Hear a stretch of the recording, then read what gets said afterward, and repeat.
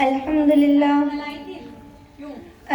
لله الذي أبدى الأفلاك والأرضين والصلاة والسلام على سيد الأنبياء خاتم النبيين وآله وأصحابه أجمعين أما بعد فأعوذ بالله من الشيطان الرجيم بسم الله الرحمن الرحيم وقال رسول الله صلى الله عليه وسلم في حديث طويل اعبدوا ربكم وأكرموا وأخاكم ولو كنت آمر أحدا أن يسجد لأحد لأمرت المرأة أن تسجد لزوجها عنها وأمرها وأن تنقل من جبل أسفل إلى جبل أسود ومن جبل أبيض كان ينبغي لها أن تفعل صدق اللہ العظیم. معزز سامعات، مذکورہ شعر سے آپ میری تقریر کا موضوع سمجھ گئی ہوں گی. مجھے ایک لمبی حدیث کے ٹکڑے کو لے کر شوہر کے حقوق پر مختصر روشنی ڈالنی ہے. میں چاہتی ہوں کہ آپ خاموشی کے ساتھ میری بات کو سن کر عمل کرنے کی کوشش کریں. انشاءاللہ تعالی ضرور فائدہ ہوگا. میری پیاری ماں اور بہنوں، حضرت عائشہ صدیقہ رضی اللہ تعالی عنہا ایک مرتبہ کا واقعہ بیان فرماتی ہیں کہ پیارے آقا صلی اللہ علیہ وسلم مہاجرین اور انصار کی جماعت میں تشریف فرماتے. اتنے میں ایک اونٹ آیا اور آپ صلی اللہ علیہ وسلم کو سجدہ کیا.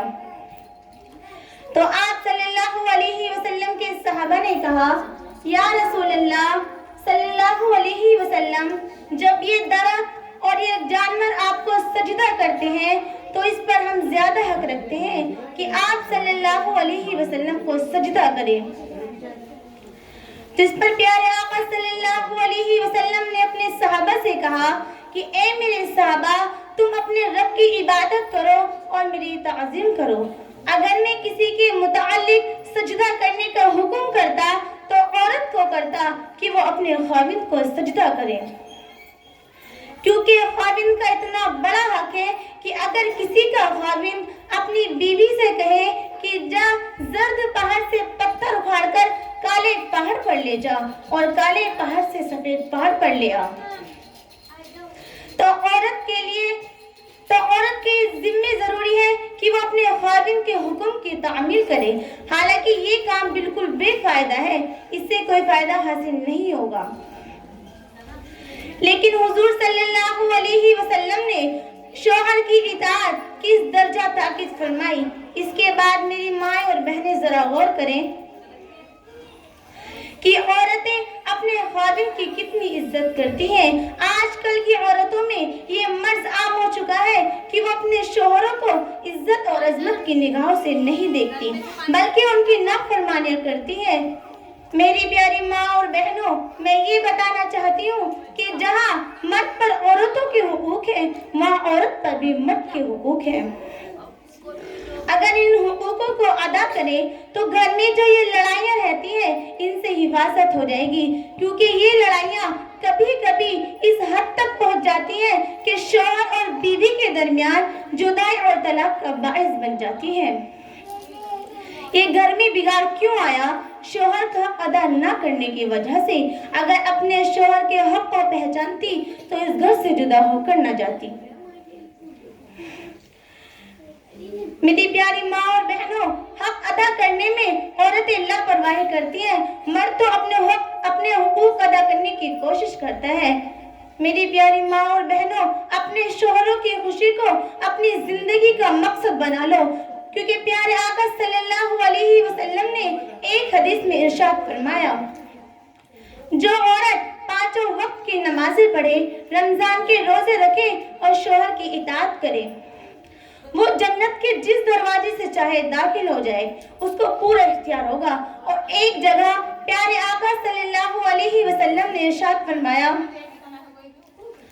جس عورت کا انتقال ہو گیا اور اس کی زندگی میں اس کا شوہر اس سے خوش ہوا تو وہ یقیناً جنت میں جائے گی. اور ایک جگہ یہ بھی ارشاد فرمایا جو عورت اپنے شوہر سے ناراض رہتی ہے اس پر اللہ تعالیٰ کی لعنت ہے. لعنت کہتے ہیں رحمت و خداوندی سے دور ہو جانا. اس سے معلوم ہوتا ہے کہ عورت کے لیے اس کا شوہر جنت ہے یا دوزخ.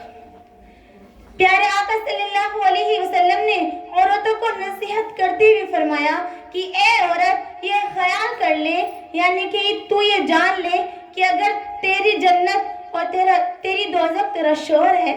اگر تو اپنے شوہر کی خوشی کی وجہ سے جنت میں جائے گی تو اپنے شوہر کی ناراضگی کی وجہ سے جہنم میں جائے گی. لیکن افسوس آج کل کے اس زمانے میں 80% عورتیں ایسی ہیں جو اپنے شوہروں کی عزت نہیں کرتی. کم سمجھی اور انجام نہ سوچنے کی وجہ سے وہ کبھی کبھی ایسی باتیں کہہ دیتی ہیں جسے سن کر شوہر کو برا لگے.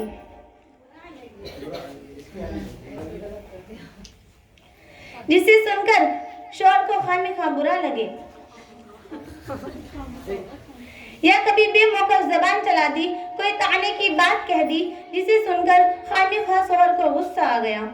میری پیاری ماں اور بہنوں، اللہ تبارک و تعالیٰ نے مرد کو حاکم بنایا ہے اور محکومیت کو یہ گوارا نہیں جس کے نتیجے میں بگاڑ آئے، پریشانی اور الجھن اپنا ڈیرا ڈال لیتی ہے. میری پیاری ماں اور بہنوں، یہ یاد رکھنا کہ اللہ تبارک و تعالیٰ نے عورت کو مرد کی تسکین کے لیے پیدا کیا ہے اور زندگی میں بغیر سکون کے پریشانی آئے اس سے مرد کو کتنا احساس ہوگا. میری پیاری ماں اور پھر روتی ہے کہ میرا شوہر مجھ پر ظلم کرتا ہے، ہائے مجھ پر ظلم کیا گیا. میری پیاری ماں اور بہنوں، پیارے آقا صلی اللہ علیہ وسلم نے ارشاد فرمایا کہ 3 آدمی ایسے ہیں جن کی نہ تو کوئی نیک عمل قبول ہوتا ہے اور نہ ہی کوئی نیکی آسمان کی طرف چڑھتی ہے. پہلا وہ بھاگا ہوا غلام جب تک کہ وہ اپنے آقا کے پاس واپس نہ آ جائے. دوسری وہ عورت جس کا شوہر اس سے ناراض رہتا ہو. اور تیسرا وہ بے ہوش جب تک کہ وہ نشے کے استعمال سے توبہ نہ کر لے. آپ نے سن لیا، یہ ہے شوہر کا مقام. جس کا شوہر ناراض، اس کا کوئی نیک عمل قبول نہیں ہوتا. اللہ کی پناہ، خدا کی ناراضگی الگ اور پھر کوئی نیک عمل بھی قبول نہ ہو تو ہمارا کہاں ٹھکانہ ہے. اس پر مجھے ایک واقعہ یاد آیا. میری پیاری ماں اور بہنوں ذرا غور سے سنیں. ایک عورت تھی، اس کا ایک بچہ تھا. اس نے نظر مانی کہ اگر میرا بچہ صحیح ہو جائے تو میں 7 دن کے لیے اس دنیا سے چلی جاؤں گی. چنانچہ اللہ تبارک و تعالیٰ نے اس کے لڑکے کو شفا دے دی. میری پیاری ماں اور بہنوں، تو اس عورت نے اپنے لڑکے سے کہا کہ جا میرے لیے قبر کھود کے آ. اس عورت کو 7 دن کے لیے زندہ قبر میں دفن کر دیا گیا. تو اس کے سر کی جانب ایک روشن دان کھلا. اس کے باہر ایک باغیچہ ہے، اس میں 2 عورتیں ہیں. وہ عورت ان دونوں عورتوں کے پاس گئی اور سلام کیا. تو وہ عورت کیا دیکھتی ہے کہ ان دونوں عورتوں میں سے ایک عورت کے سر پر ایک پرندہ جو اپنے بازو سے اسے ہوا کر رہا ہے اور دوسری عورت اس کے سر پر بھی ایک پرندہ ہے لیکن وہ اس کے سر پر اپنی چوٹ مار رہا ہے. تو اس عورت نے اس پہلی عورت سے معلوم کیا کہ بہن تمہارے ساتھ یہ کیا ماجرا ہے. تو اس عورت نے کہا کہ میرے انتقال کے وقت میرا شوہر مجھ سے خوش تھا. میں اپنے شوہر کی فرما بردار بیوی تھی جس کے نتیجے میں اللہ تبارک و تعالیٰ نے مجھے یہ باغ عطا کیا. تو اس عورت نے اس دوسری عورت سے کہا کہ بہن تم بتاؤ تمہارے ساتھ یہ کیا ماجرا ہے. تو اس عورت نے کہا کہ تھی تو میں بھی نیک بخت لیکن اپنے شوہر کی نافرمان بیوی تھی. میرے انتقال کے وقت میرا شوہر مجھ سے ناراض تھا جس کے نتیجے میں اللہ تبارک و تعالیٰ نے مجھے یہ باغ عطا کیا. میری تم سے درخواست ہے کہ جب تم دنیا میں واپس جاؤ تو میرے شوہر سے میری سفارش کرنا. ممکن ہے کہ وہ مجھے معاف کر دے اور مجھ سے خوش ہو جائے. آپ نے سن لیا شوہر کی ہلاکت. اللہ تبارک و تعالیٰ تمام عورتوں کو شوہر کی اطاعت نصیب فرمائے. میں اپنی بات کے صبر ختم کرنا چاہتی ہوں. آخر دعوانا الحمدللہ رب العالمین.